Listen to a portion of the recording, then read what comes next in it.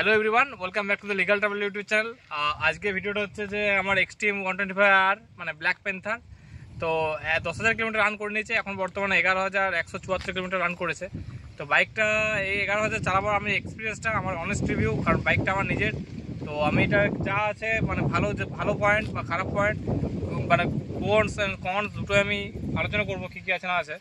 তো তোমরা দেখতে থাকো ভিডিওটা, এবং কি ভিডিওটা ভালো লাগলে বন্ধুর সাথে শেয়ার করো। আর যাদের এক্সট্রিম 125 আছে তারাও বলতে পারো কমেন্টে যে কী কী তোমরা পেয়েছো প্রবলেম এর মধ্যে। তো এইসব নিয়ে আলোচনা। তো তোমরা ইনস্ট্রুমেন্ট কনসোলটা দেখতে পারো। ইনস্ট্রুমেন্ট কনসোলটা দেখার জন্য আমি বলবো ইনস্ট্রুমেন্ট কনসোলটা দেখো। এই যে দেখতে পারো 11,174 কিলোমিটার অলরেডি রান করেছে এখন, 11,174 কিলোমিটার। তো এরপর মধ্যে আমি কী কী প্রবলেম পেয়েছি ইনস্ট্রুমেন্ট কনসোলটা দেখলে 11,174 কিলোমিটার। এবার বাইকটার মধ্যে আমি কী কী প্রবলেমগুলো ফেস করেছি দেখে নেওয়া প্রথমে।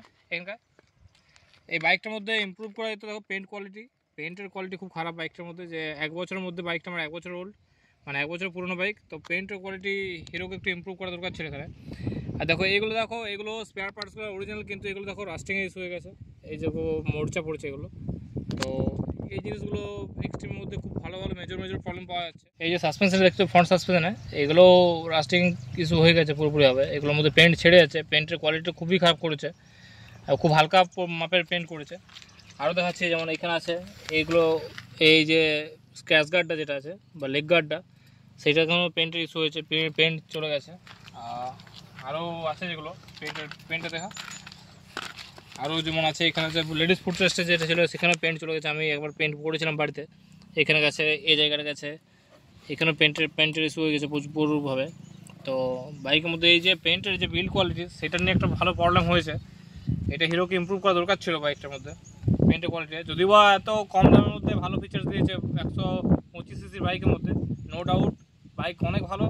ইঞ্জিন, এই যে প্যানেল গ্যাপ, মিটার কনসোলের কাছে প্যানেল গ্যাপ আছে, প্রচুর পরিমাণে প্যানেল গ্যাপ আছে। আমি প্রত্যেকটা বাইকে দেখেছি যে এতটা প্যানেল গ্যাপ আছে, যেখানের মধ্যে ইজিলি জল ঢুকিয়ে নষ্ট করতে পারে জিনিসটাকে। ইলেকট্রনিক জিনিস পুরোপুরি হবে, তো এটা নষ্ট করতে পারে, তো যার ফলে একটা মোটা অঙ্কের খরচা হতে পারে।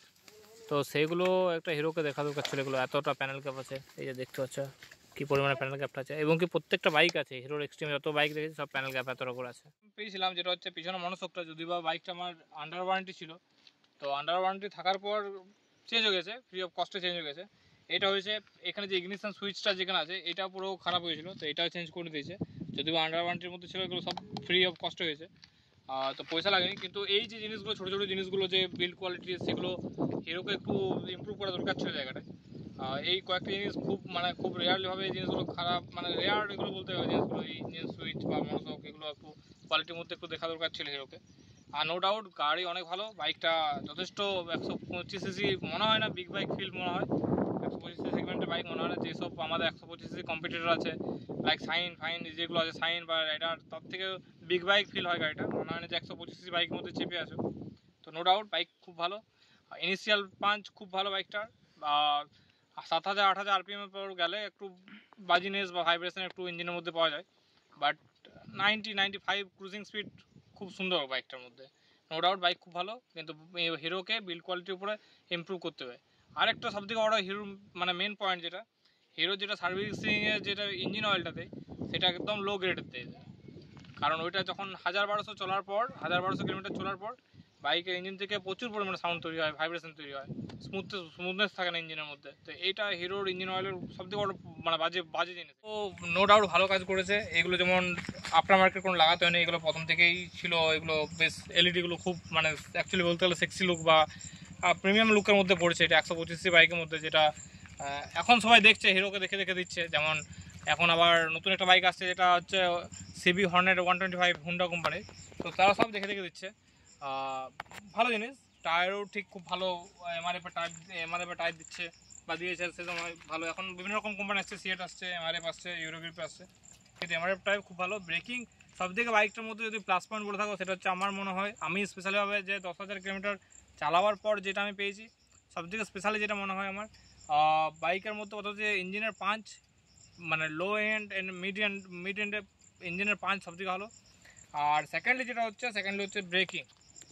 আমি নন এবিএস মডেল নিয়েছি, একবার দেখ ক্যামেরাটা দেখ, নন এবিএস মডেল এটা, বাইবারে ক্যালিপার আছে। তো নো ডাউট ব্রেকিং মানে মাখন যাকে বলতে হবে ব্রেকিং, এত সুন্দর ব্রেক, এত সুন্দর কনফিডেন্স আছে ব্রেকে। নন এবিএস, যদিও আমি সাজেস্ট করবো না যে কাউকে নন এবিএস ব্রেক নিতে। নন এবিএস ব্রেক নেওয়া মানে পুরোভাবে ডিপেন্ড করে স্কিলের উপরে, ব্রেকিং তুমি কেমন করছো সেটা স্কিলের উপর ডিপেন্ড করে। তো no doubt non ABS brake, but ব্রেকের মধ্যে যে কম্বি ব্রেক আছে, আইবিএস যেটা বলে, ইন্টিগ্রেটেড ব্রেকিং সিস্টেম যেটা হিরো করে, তো নো ডাউট ব্রেক ভালো। আর দুটো জিনিস আমি বলছি, দুটো জিনিস বাইকটার মধ্যে সবথেকে ভালো হয়েছে, এটা হচ্ছে ইনিশিয়াল পাঞ্চ, নো ডাউট মাখন একবারই। আর দুটো হচ্ছে ব্রেক, ব্রেকের মানে কোনো তুলনা হয় না, যে এই 125 সিসির মধ্যে বাইকটা ইন্ডিকেট করেছে ব্রেক। বাকি সব কিছু গাড়ির মধ্যে প্রিমিয়াম লুক আছে, গাড়ি নো ডাউট ভালো গাড়ি। 11,000 আমরা অলরেডি গাড়ি চলে গেছে। চেষ্টা করবো গাড়িটাকে, আর আমি সবথেকে ব্যাপার যে একটা মোবিল ইঞ্জিন অয়েল আমি যেটা চেঞ্জ করি সেটা হচ্ছে ক্যাস্ট্রল 10W40 আলটিমেট, মানে যেটা ব্ল্যাক কালার আছে, ওইটারও মোবিল চেঞ্জের ভিডিও আছে, আমি ভিডিওটার সাথে অ্যাটাচ করে দেবো, আর সেকেন্ড ভিডিও আমি নিয়ে আসবো। তো তোমরা ততক্ষণে চ্যানেলটা সাবস্ক্রাইব করো, এবং যাদের যাদের এক্সট্রিম 125 আছে তারা কমেন্ট করো যে তাদের মধ্যে এই গাড়ির মধ্যে বা বাইকটার মধ্যে কী কী প্রবলেম পেয়েছো। এই প্রবলেমটা তাদেরকে আমি সলভ করতে পারবো, যেগুলো আমার মধ্যে প্রবলেমগুলো পেয়েছি বা সব আমার মধ্যে প্রবলেম হয়েছে সেগুলো সলভ করতে পারবো। তো ততক্ষণে চ্যানেলটা তোমরা সাবস্ক্রাইব করে দাও এবং ভিডিওটা লাইক করো। আর রেগুলারলি আমার ভিডিও আসে না, তো তার জন্য ক্ষমা প্রার্থী আমি খুব। ততক্ষণে জয় হিন্দ, জয় ভারত।